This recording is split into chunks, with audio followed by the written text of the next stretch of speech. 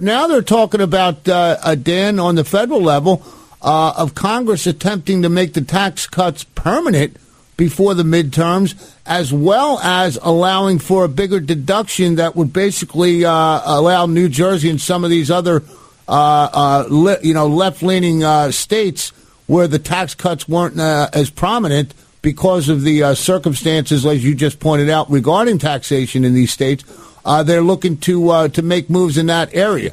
If they do that, is that something that you see that would further fuel this economic direction that we're going in right now?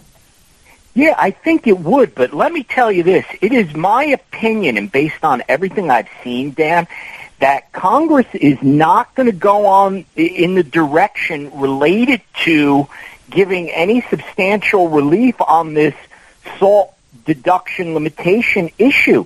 Kevin Brady, who's the chair of the committee in the House down there, he's pretty steadfast in saying we're not really going to go back and revisit these high-tax states who are just spending too much money and rewarding them with a federal deduction. Right or wrong, that's how they feel. I think and by the way, too, they got to be really careful because of the Senate rules about adding more debt. They're not going to be able to have enough votes to override this, so they're going to have to prove out if they're going to make these tax cuts permanent.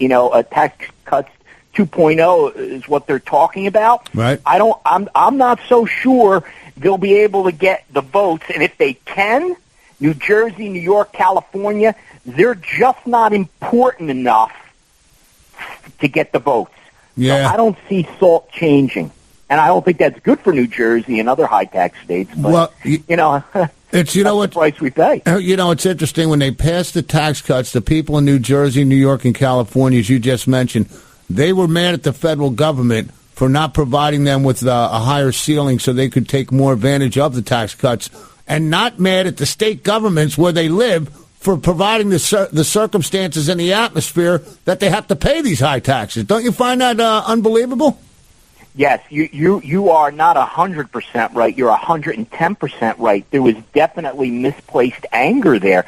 People were getting mad at Trump and the Republicans in Congress, and listen, they make plenty of mistakes. But the core of the issue is these states are just taxing too much. Yeah. It's ridiculous. And we just got a gas tax increase that's coming after the one that they just passed last year, or not too far beyond that.